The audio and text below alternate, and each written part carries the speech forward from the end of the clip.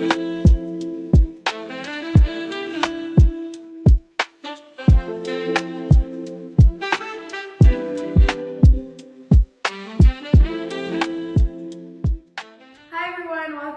Bakery, his episode 9. Today's episode is how social media affects our mental health. And why are we speaking about this? Yeah, so it's part 2 after our last episode 8. And we're speaking about it because social media, as it has increased and as more apps have been brought out and more like TikTok and came from Musical.ly and Facebook and Instagram and Twitter and X now and Threads. There's like so many different social media platforms, and as that has increased, mental health has decreased and declined. And I just think it's so important to speak about because there are so many more people struggling with depression, anxiety, low self-esteem than there were 20 years ago. So why do you think that more people are struggling with it? Well, I think social media. Because comparison is one of the main things that social media brings out of people, and they just want to compare yourself to everything that you see, and whether that's a lifestyle or a look or like anything, you want to compare yourself on how much money someone has, and it's also becoming this thing of like, you only aim to become famous and you only aim to make money, and when that is your priority, your mental health goes to the dumps. Because you don't realize that there's so much more to life than material things, and being liked by other people. Yeah, I think social media has completely taken over our lives. Like, I recently decided to try to be on social media a bit less. Because I realized every time I sit down, I'm on my phone. Every time I'm bored, I'm on my phone. Every time I don't have something to do, I'm on my phone. And it's whether it's scrolling on TikTok or Instagram or something, it's always bringing me, it's numbing my brain, because I don't think. And being off of social media actually showed me how much I'm on my phone. Because now I realize, okay, like I pick up my phone, I'm like, there's nothing to do. It's such a overlooked addiction. Like, people don't see it as this like thing that is eating our brains, but it is. And like someone said to me once, they were like, no, mental health is the most important thing you have. Like, if you don't have your mental health, you have nothing. And that's so accurate, because if you don't have your mental health, like, you can't prioritize the right things. You can't see things clearly, like, it's such a destroying thing, and people don't even realize it. Yeah, I think we've traded rest for like the constant noise of other people's validation. Yeah. Because every time you post something, every time you go somewhere, every time you want someone to see something, you immediately like, oh, how many people like this? Or what were the comments? Or, how many people have shared this? And, it's, you're looking for someone's validation. And with depression, like, I think depression creeps up so quietly on you because you're constantly looking at other people's things and you're like, oh, I'm not enough, or I'm not as far as I should be, or I'm not where I need to be, or what am I doing with my life? This person is 2 years younger than me and they're famous and rich and a millionaire and all these things, and here I am, But we have to remember that God, you are not behind.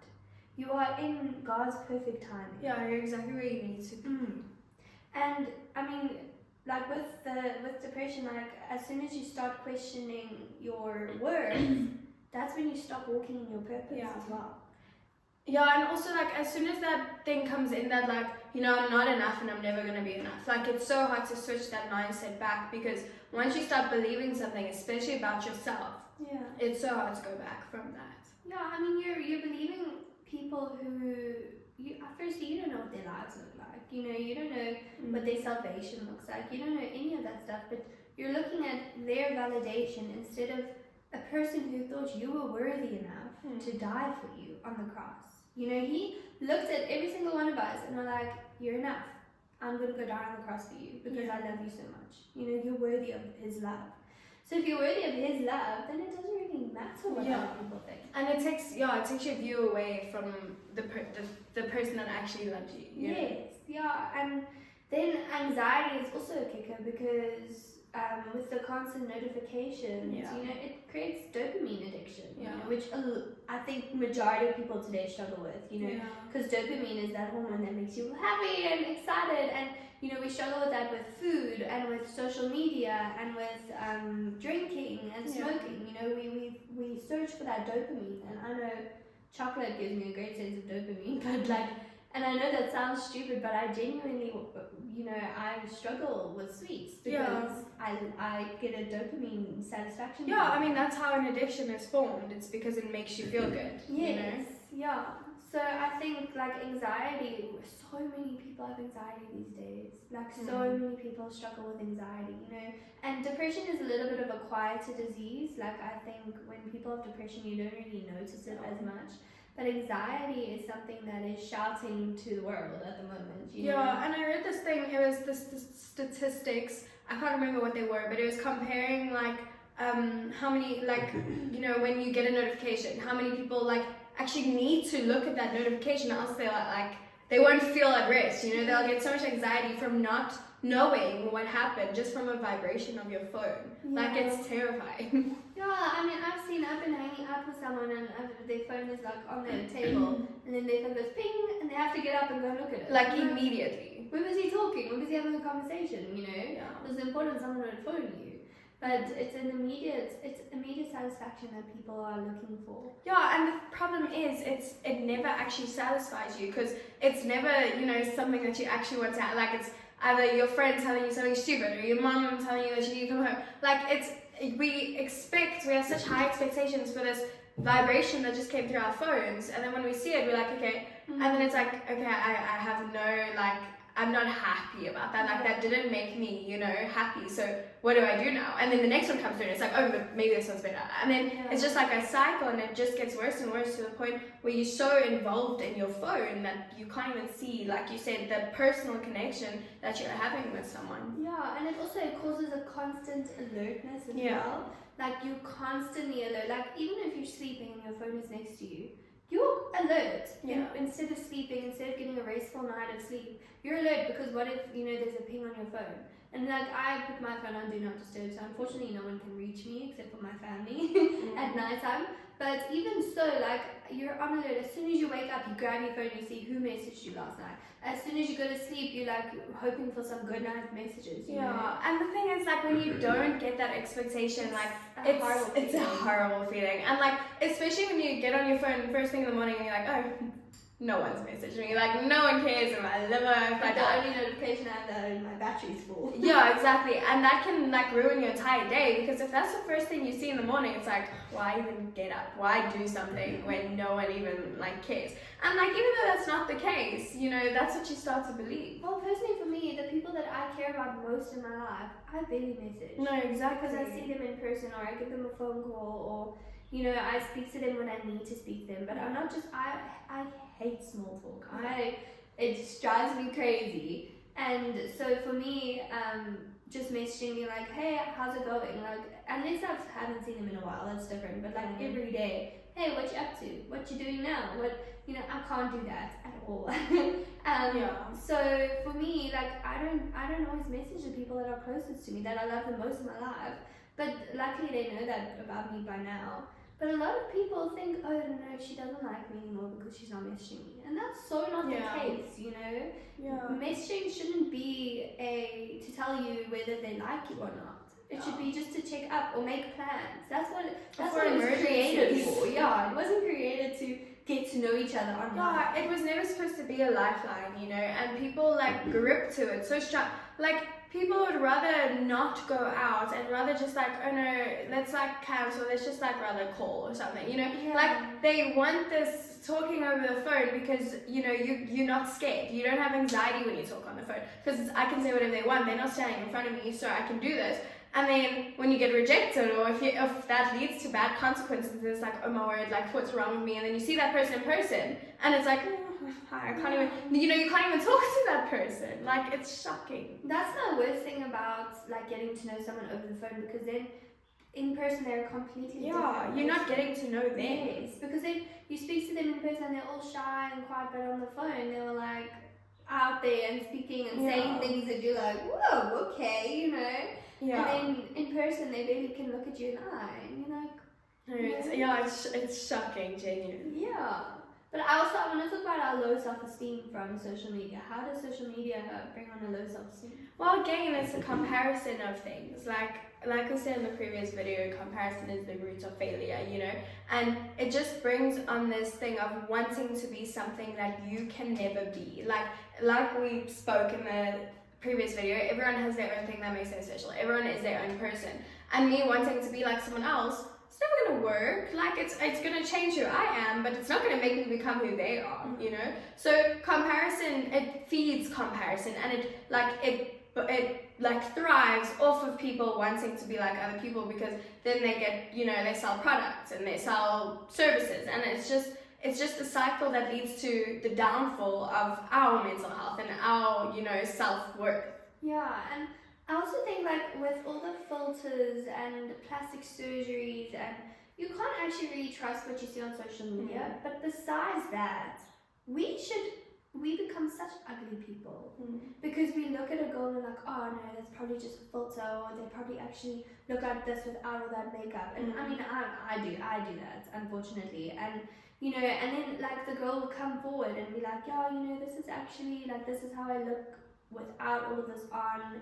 And you know, and I'm like, yeah, you see, and then, but that's not who we should be. We should be happy for those people. We should be like, they are thriving, look how beautiful they are. Yeah. You know, like, look how beautiful that person is. Like, comparison shouldn't even be a thought in our mind. We shouldn't even once think, oh, I want to look like them. You know, that shouldn't even be a thing. We should be happy for them. We should be proud for them. We should be, you know, celebratory for them.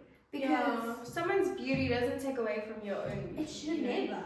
Yeah, like if you look really nice, I should be like, wow, you look beautiful today. I shouldn't be, oh, I wish I looked like that. You know? Yeah, but also it's so sad that we live in a world that like someone in their natural form is so unnatural to us. Like, and it's also, it sucks because no one's ever happy, you know, like if a girl comes out with lots of makeup, everyone's like, oh no, like one makeup wipe and you're done, you know, and then she comes with no makeup and it's like, what are you doing? Like, how can you do it? So like, how do you make someone happy? How do you make a world happy with being yourself when there's like a constant ridicule and you constantly just confronted for being in your natural form or your unnatural form? Like, there's no winning. Yeah, like, I mean, the prettiest women are never the women who don't wear makeup.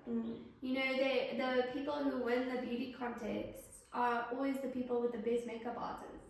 You know, and I think that's so unfair to like young women and even, I mean, men.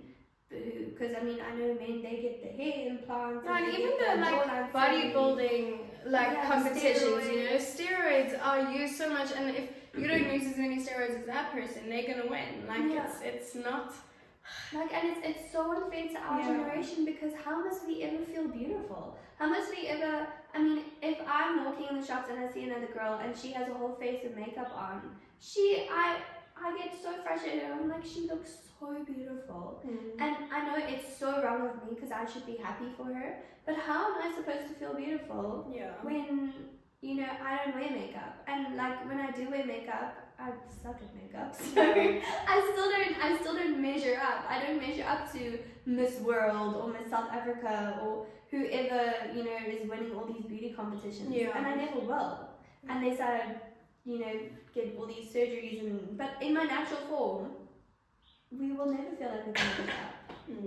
You know, but how can we combat with that feeling? Well, I think like at the end of the day, that's why having self-love is so important. That's why like looking at yourself and your own heart and finding worth in that, you know, is so important, because the world is never going to give you that peace and that worth, that like they're never going to give you your worth, you know, no matter how many compliments you get, you're not going to feel like you are worth anything unless you have that within yourself and unless you have that within God. That's like the bottom line, you know? Well, I read she's from South Africa and she was Miss World or Miss Universe or something, Demi Lee Moore. And she's amazing. Her testimony is fantastic. You guys must check it out. But she was Miss Universe, and she said once that crown was she was declared the most beautiful girl in the universe, okay? Like, that's insane. But she said when the crown came off, she didn't know who she was, because she was Miss Universe and now she was what? You know, and I read her book, and you know, she went through all these things of like, and basically saying beauty doesn't make you a person, you know, and it never will. And the compliments and everything, that all the presents and all the dresses and makeup and everything, it doesn't make you who you are. God makes you who you are. God gives you your purpose. God gives you your worth. God gives you your personality. God is who you are. God gives you your identity. And if you keep your identity in that, you'll be fine. Yeah. But as soon as you let the enemy come in, he loves distraction, and you know, and he will take that distraction and he'll make it bigger and bigger and bigger until we are like so distracted that we can't even see our worth anymore. Yeah, and that's why like the people that are rated the most beautiful, like the richest, that's why they're always wanting more, you know, and that's why like the Kardashians, for instance. I mean, Kris Jenner, she's like, what, like 70, and she just got a brand new facelift and she looks exactly like her daughter. Like, they constantly, and she's so rich, and she has a beautiful family, but they're constantly running after something that they're not finding in the world, because the world can't offer you that. Yeah. The only peace that you'll ever get in this world is at the feet of Jesus. Like, genuinely, that is the only peace that you will find. And Jesus says that, you know, he says that he gives us his peace, you know, as he ascended and stuff, he left us with peace. And it's not the peace of the world, it's not the peace that, you know, someone can give you with a like or a notification. It's the peace of Jesus at his feet. And if you lay everything you are at the feet of Jesus, that is when you will start to feel peace. Yeah, and I think that's why like Christians and worldly people are so different, because you can see like when someone who has God in their heart is going through like a tough time, like there's this unexplainable like peace that even though I shouldn't be feeling peace, I'm in a world of chaos right now, I still do, and I still have that in me. Whereas a worldly person, they'd be chasing after something else or like trying to find a way out of the chaos when they can't. There's no way out other than, like you said, Jesus. Yeah, and I mean there's even like distraction in Christians. Like I sometimes look at these Christians that are speaking at events or going to YWAM or going on missions. I'm like, oh, I wish I was them. I wish I could do that. I wish I was, you know. But again, I'm comparing myself, and you know, and I'm distracting myself, because that's not where I'm meant to be. I'm meant to be right where I am in this purpose, in this walk. You know, I'm not supposed to be trying to take that person's place or trying to be who that person is, even though they're doing amazing things in God. I shouldn't be trying to be like them, because God made me who I am right now. Yeah, and if you were meant to be in that place, you would be. Yes, God would give you that opportunity. But also, by trying to be like them, I'm taking away from God's glory. Because instead of being like, wow, look at what they're doing, I'm going, oh, why can't I be? Yeah. You know, jealousy is taking away from God's glory. And the enemy thrives in that. Yeah, that's why I say like jealousy is ugly, you know, because it is. Like, it's one of the ugliest emotions, because it changes who you are completely. Yes. Yeah. And the enemy will take that and he'll grab that and he'll create a foothold there. And you need to be careful, because jealousy, like Amy said, it gets ugly. You know, and then you start to resent the person as well. And then you start to resent God as well. Yeah. You know, and as soon as you start doing that, even if you don't realize you're doing it yet, then that's when it becomes dangerous. Yeah, the most dangerous things are when you don't realize it, like social media, like self-love, like you don't realize how important it is. So it's so easy for the enemy to, you know, take that and use that, because you don't realize. Yeah. And I mean, the two verses that we mentioned last week were from Romans 12 verse 2, do not conform to the pattern of this world. And then Galatians 1 verse 10, are you seeking approval from God, or are you seeking it from people? And I think when we are on social media and when we are watching videos and looking at posts and thinking things, we need to write those verses on our hearts, so that whenever that comes up, we'll be like, no, am I seeking approval from God or from people? Yeah. Or am I conforming to this world, or am I being set apart like God has called me to be? Because God didn't call us to be a trend. God didn't call us to be part of the world. He called us to be different and set apart.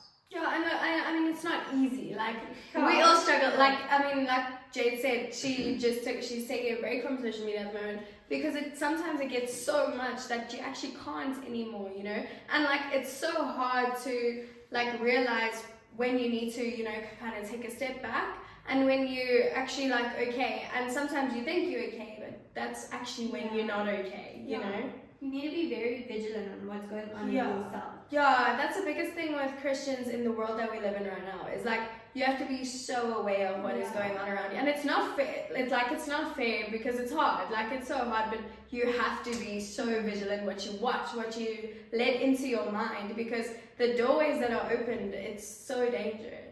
And you know what I find as well? As soon as you try to start doing something new, something different, something that maybe God has called you to do or something that you've been wanting to do, immediately on your social media it starts popping up with people that can do it so much better.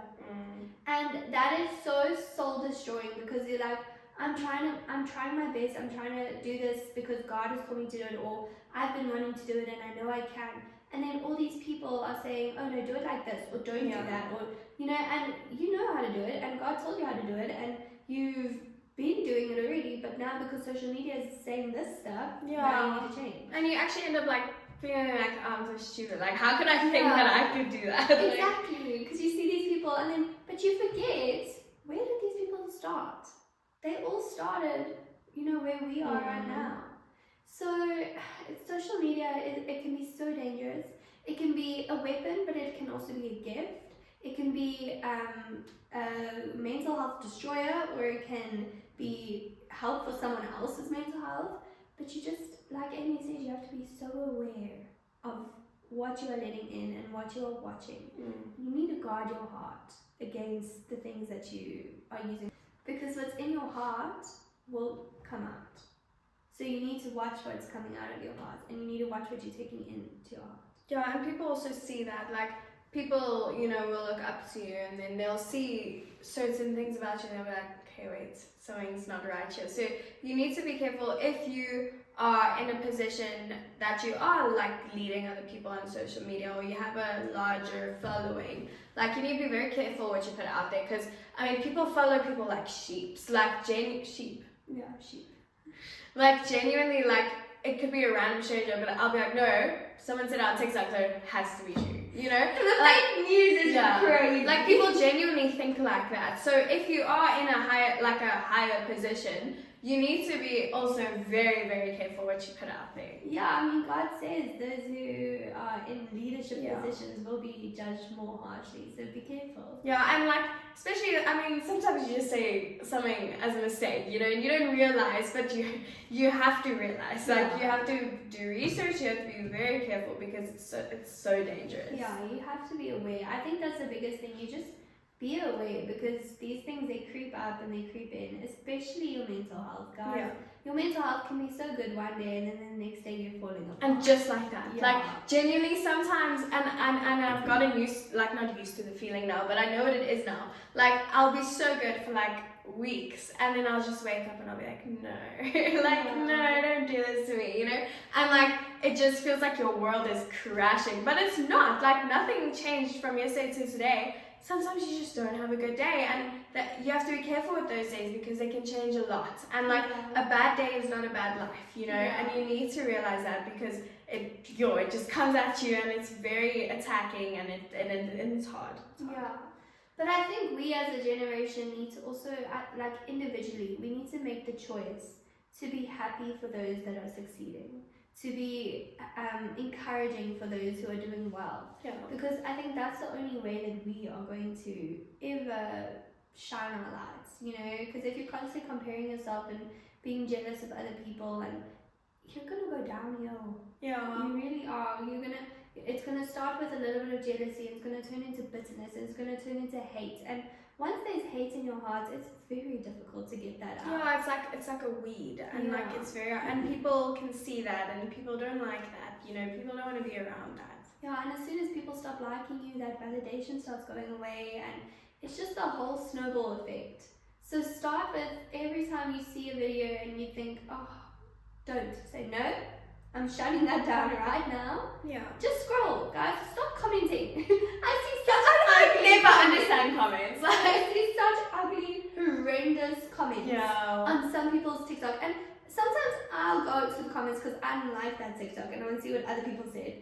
But some of them are like, okay, I'm like, oh, you don't really have to post that. Other ones I'm like, why would you stop, go comment that, and press send? Like, I sometimes look at comments, I'm like, why? No, there has to be such a an empty hole in those people's hearts to be able to say that. Like, and even though if you think it, you know, unfortunately some people post weird things. Yeah. But taking your time to post something so I remember one time it ruined my week. It was Snapchat days. It was when I was 15, and this one guy Snapchatted me, and I sent one back, you know, and then he was ask for my number, and I stopped replying. I was and he was no, just go kill yourself, and I was for the next month, I literally every time I would think about it, I felt like I got kicked in the stomach. I told my dad it really hurt me, and I don't know this guy. He doesn't mean what he said. He's just upset that I didn't, message him back. But it hurt me so badly. And then I think of these people that are posting TikToks every day, and they see this every day. I couldn't handle it. Understand commenters. No. So I think as a person, sit down with yourself, and every time you feel like doing something like that, just scroll. If you don't want to see it, press not interested and scroll. Or Yeah, and you're actually giving that person more attention by commenting. So they're just gonna carry on because any publicity is good publicity, you know? Yeah, I mean, scroll or get off. Yeah. Log off. Just stop. Yeah, but so we just want to say be ultra aware of what is going on in social media, because it is growing and it's going to keep growing because people are loving it and they're giving into it. Yeah, and it's brainwashing you and it's taking control, and once something starts taking control, you need to stop it in its steps, you know? The only thing that should be in control of you is God. And, He chooses to give us free will. So, not sure why sometimes, but so just do not conform to the patterns of this world. And remember that the only peace you're going to find is at the feet of Jesus. Yeah. Thanks for listening, guys. We hope you enjoyed. Please put down any comments. Good ones. We spoke about this. But thank you guys for watching, and we'll see you in the next episode. Yeah, bye.